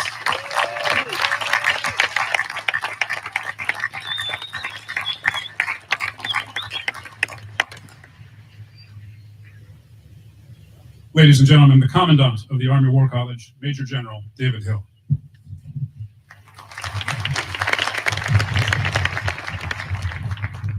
Good morning on this glorious Central Pennsylvania day. This graduation day punctuates a year of hard work and accomplishment by our graduates, a year that really, really matters. Across the great professions within the United States, this might be the only one, or certainly one of a few, that invests a full year in the individual preparation of its experienced strategic leaders for what is to come. Perhaps that's a clear recognition of the compelling purpose behind service to nation here in our United States government, the Department of Defense, and across the 75 countries represented by our international fellows today. To the leaders on this field today, you have been thoroughly tested and have earned your new designation as a graduate of the United States Army War College. We are proud of you, and we're excited to see how you'll flourish in your future responsibilities. You leave here with our faith in you and our prayers for you. And now it is my honor to welcome the Honorable Kathleen Hicks, the 35th Deputy Secretary of Defense, as this year's distinguished guest speaker for the resident class of 2024 graduation. Deputy Secretary Hicks has a long public service career, giving her a unique perspective at the nexus of policy, strategy, and innovation.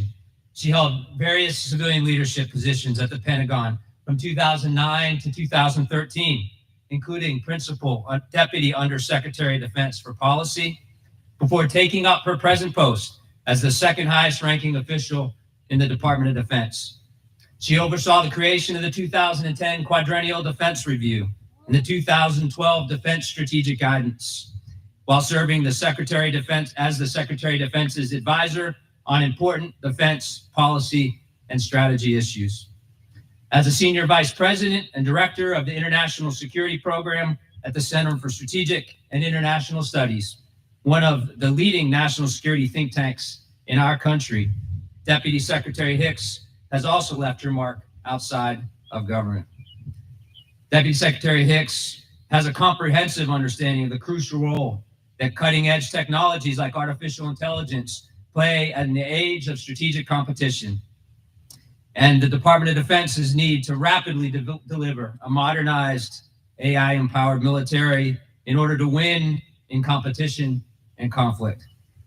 Deputy Secretary Hicks exemplifies the kind of cross-national cooperation that we at the Army War College strive to foster in our graduates, as well as the capacity to collaborate across government, business, academia, and the global community in order to maintain a competitive edge.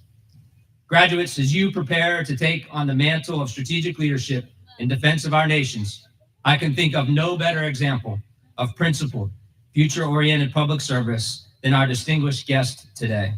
Please join me in extending a very warm Army War College welcome to the Deputy Secretary of Defense, the Honorable Kathleen Hicks.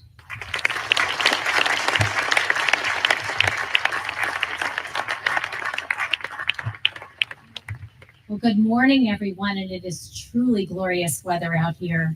To Major General Hill and the Army War College faculty and staff who continue to provide leadership and scholarship here in Cumberland Valley, to the family, friends, and loved ones of the graduating class whose support has been vital to their success, not just this year, but for many years before. And of course, to the Army War College class of 2024, thank you all, most especially for taking time to dress up on what would otherwise be a functional Friday.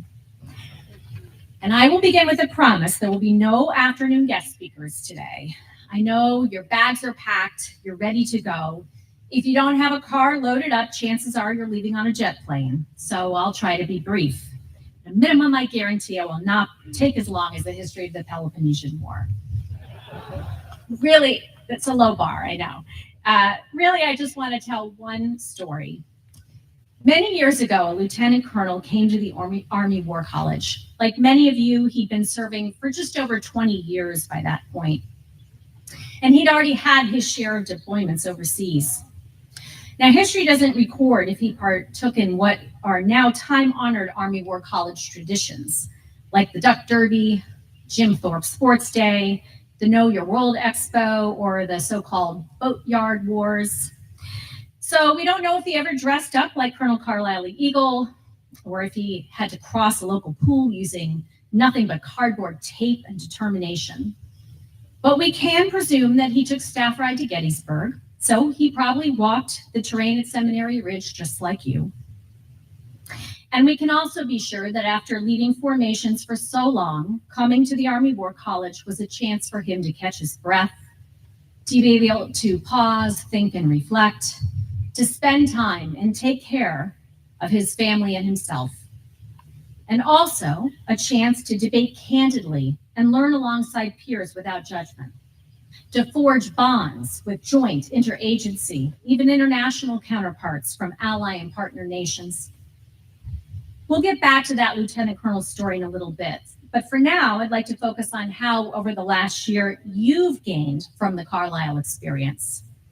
Not just because you earned it or deserve it, but rather because you needed it to stay ready, and for the challenges ahead. Think back to when your military or civilian national security career began. For those of you in uniform, the majority commissioned knowing that you would likely deploy to or in support of active war zones in Iraq or Afghanistan. Many, if not most of you, did deploy, clad in those desert camis and the Digicam we all remember. It was the era of stop-move up armored Humvees and IBA vests, followed by the era of Surges, MRAPs, and golden hour Cassavacs. Over 2 decades, a good number of you and your loved ones endured multiple deployments. Throughout, you made immeasurable sacrifices, as did your families. Of course, some of your teammates made the ultimate sacrifice. I know you carry their memories with you every day. And like every veteran of the 9/11 generation, many of you also bear the scars of those decades of conflict, wounds seen and unseen. For that, the nation owes you our deepest debt of gratitude. Yet despite all that, you chose to stay, to keep serving, to make service your career.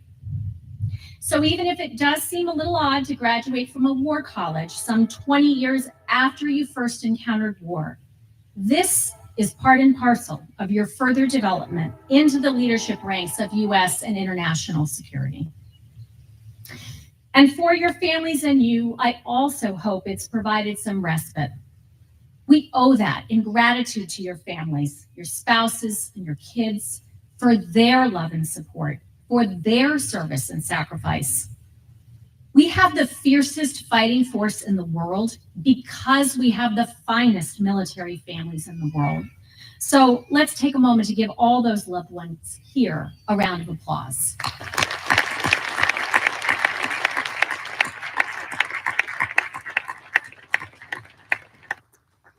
Having grown up in a military family, I know what it means to have a parent absent for holidays and birthdays, recitals and games. And so I know how special this year must have been, especially for those families who lived on post. To be able to have breakfast together, walk to the bus stop together, and to meet back at that bus stop after school. To be there for that run, jump, and hug. There is no other feeling like that in the world. I understand some of you were never able to do that until you came to Carlisle. And so to graduate today and go on to your next assignment must feel bittersweet. But we do need you, all of you, refreshed and ready to meet the daunting security environment facing us at this pivotal moment. We face a pacing challenge in the People's Republic of China, which is today the most consequential strategic competitor to the United States on the global stage. And it will be so for the foreseeable future. We face in Russia an acute threat to the international system, as illustrated by its ongoing cruel war of choice against Ukraine. We face persistent regional threats, like those emanating from North Korea, Iran, and violent extremist organizations. And while American service members are deployed today in those and other regions around the world, we also face threats that transcend national and regional borders, from pandemics to climate change. Here at Carlisle, you've studied most, if not all, of these challenges, from the new China Integrated course to the Polar Bears Club. And you've addressed them directly through your research papers and projects, many of which focus on real-world problems that the Army and DoD are grappling with today. The Vice Chairman of the Joint Chiefs of Staff and I were fortunate to receive a brief recently from the representatives of the Army War College that looked at how to prepare, fight, and win in a protracted conflict. As we've seen in Ukraine, protraction is a condition we must prepare for. So we're applying relevant lessons to other theaters like the Indo-Pacific. It's just one example of how your scholarship here is informing real-world decisions on operations, activities, and investments. One trend I know you've observed from your studies is the rapidly changing character of warfare. Now, Clausewitz warned that it is ever-changing, but today, that change is fueled by the accelerating pace of technology. Even so, the value of land power endures, and that will not change. Just ask the 85,000 soldiers who've deployed to Europe to reinforce our allies and deter Russian aggression against NATO since Putin's 2022 invasion of Ukraine. Yet amid such a dynamic strategic environment, what land power is and what it can look like is changing, as it must. Just ask the Army multi-domain task forces and the Marine littoral regiments structured to operate spread across islands dotting half a hemisphere. Or ask the increasing number of long-range fires units that are a part of how we're reimagining our force posture to project power across domains from land to sea at distances beyond the horizon. Or ask the service members and civilians who are seizing opportunities to innovate every day, like using data and AI to improve our decision advantage, leveraging commercial technologies to deliver capabilities to the warfighter at greater speed and scale, and crafting novel operational concepts for how to use those capabilities in ways that confound our competitors and achieve our missions in the battle space. Every Army War College graduate knows what Elihu Root said over a century ago at this institution's founding, that the intent was not to promote war, but to preserve peace. That is still a bedrock truth today. We do not seek out wars. Instead, we seek to deter aggression against America, our allies and partners, and our interests. Because part of deterrence is being able to win if we're called to fight, that requires that we have a ready, capable, combat-credible joint force, a force that many of you will help lead and that others will support or operate alongside. But deterrence requires us to sharpen more than just the military tool of national power. Today's complex security challenges require whole of government solutions. In every region of the world, preserving and promoting peace demands that America also has a robust diplomatic corps, well-resourced development agencies, and a world-class intelligence community. Together, you comprise an enduring advantage that sets us apart and above our competitors and adversaries. We have many assets, of course, but the biggest one is our people and our allies and partners.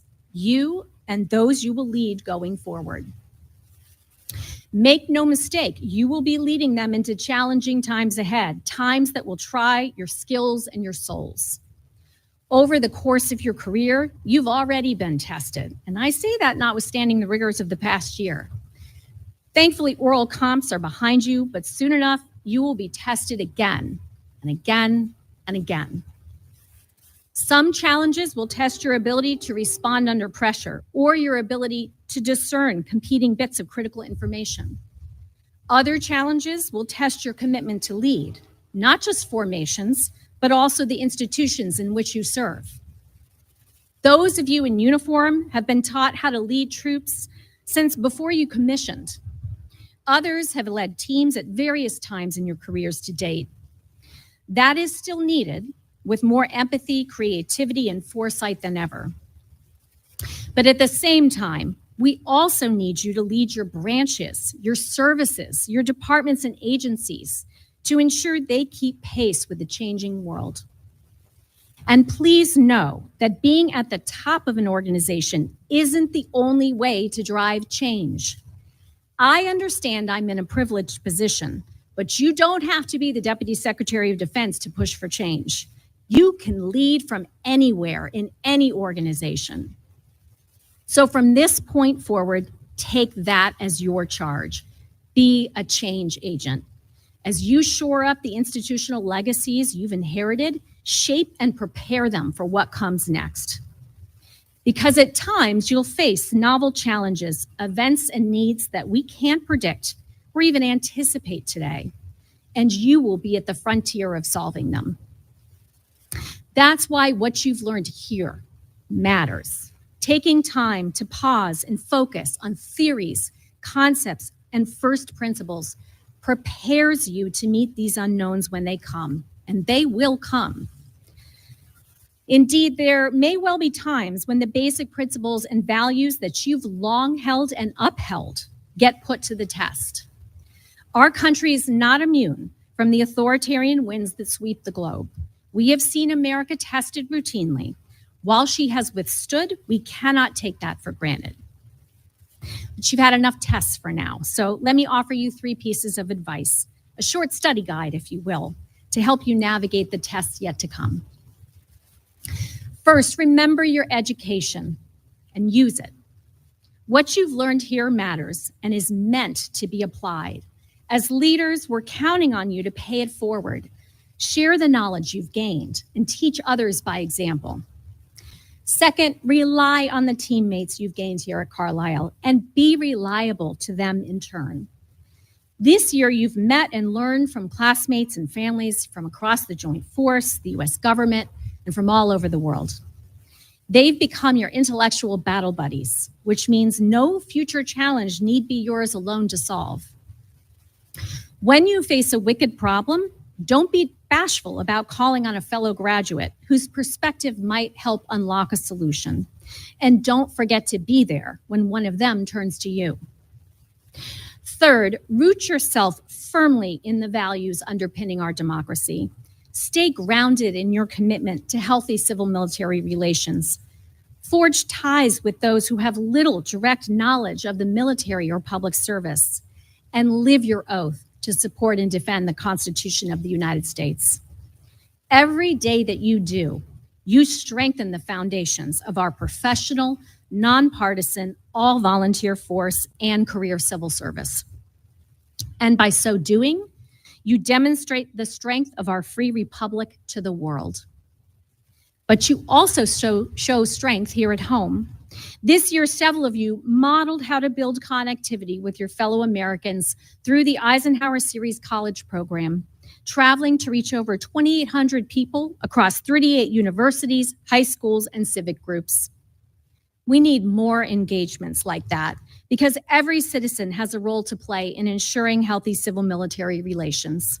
Like democracy itself, we all bear a responsibility in upholding and tending to it. Now, even if you follow all 3 pieces of this advice to the letter, I can't promise you'll pass every test you encounter. No one has all the answers. While you've learned here at Carlisle that the best answer might depend on many factors, there will be circumstances when you're the variable, and the success of the forces you lead and the nation you serve will depend on you. At the end of the day, all your education here can offer is a guide to steer you in the right direction. If anything, history tells us that human beings are perfectly imperfect at predicting what the future might hold. For instance, remember that lieutenant colonel whose story I began with? Well, after he graduated from the Army War College, he kept rising through the ranks. He led soldiers in peacetime and wartime, where he was awarded the Silver Star. He ultimately served 41 years in uniform and retired with honor and distinction. And that could have been the rest of his story. But unbeknownst to him, when he sat where you're sitting right now, history had other plans. Because today he continues to serve our nation as our Secretary of Defense. Now, where your paths will take you from here, no one knows for sure. After all, anything is possible, and the rest of your stories are still unwritten. But as you conclude one chapter of your service and begin another, I do know this. All of you will make vital contributions for the good of our country, our allies and partners, and the world. For that, both I and the nation are eternally grateful. So thank you very much and congratulations.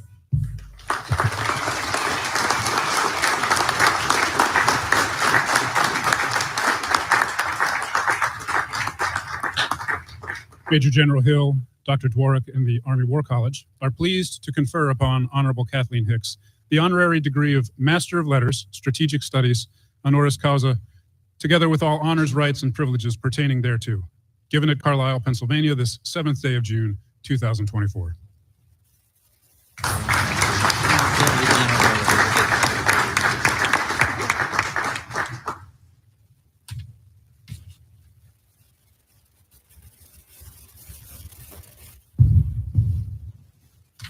Ladies and gentlemen, at this time, Class of 2024 diplomas are conferred under the authority of the United States Congress. In recognition of their accomplishments, the graduates will receive the diploma of the United States Army War College and, if earned, the degree of Master of Strategic Studies. Honoring our graduates today are Dr. Kaplan, Dr. Dworak, Major General Hill, Honorable Kathleen Hicks, and Command Sergeant Major Gregory. Please hold your applause until all diplomas and awards have been presented.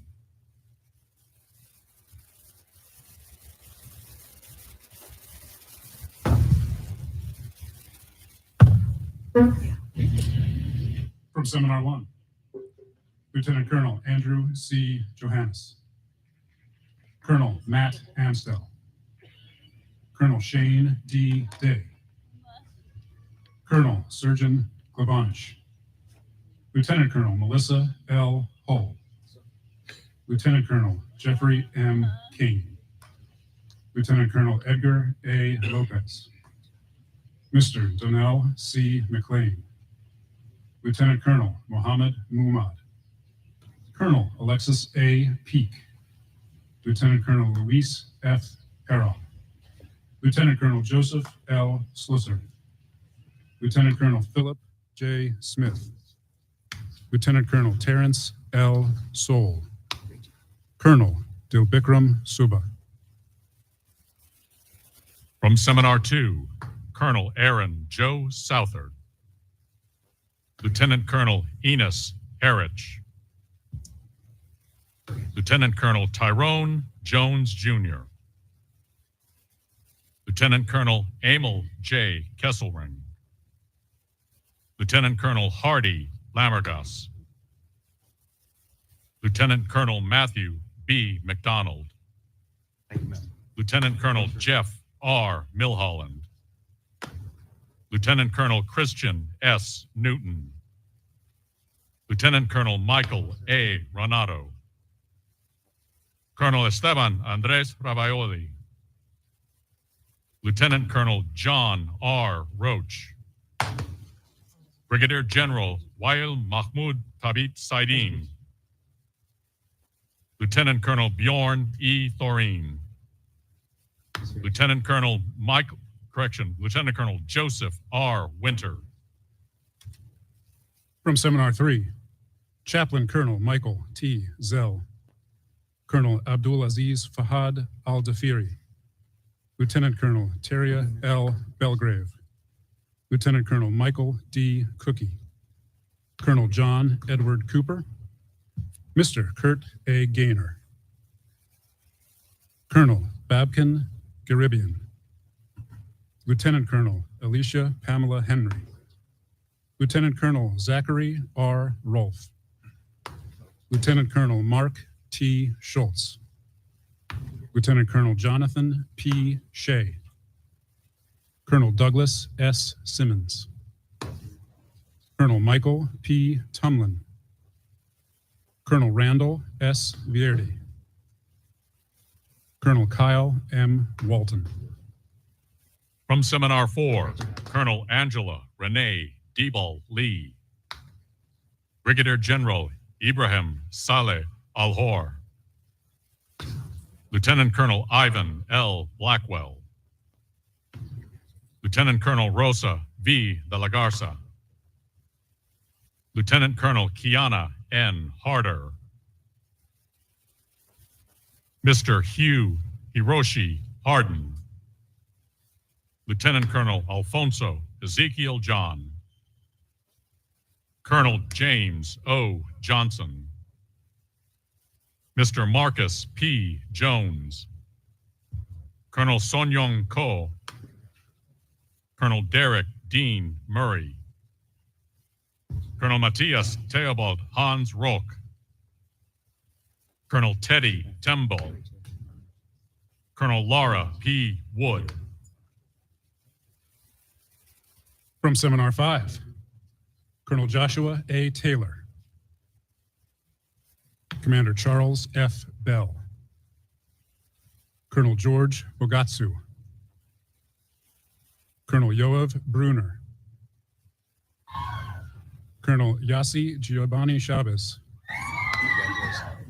Lieutenant Colonel Scott M. Davis. Colonel Mary J. Durham. Mr. Tyrus R. Edwards. Chaplain Colonel Jonathan G. Heitman. Lieutenant Colonel Anthony T. Howell. Colonel Jeremiah J. Hull. Lieutenant Colonel Sarah S. Kaiser.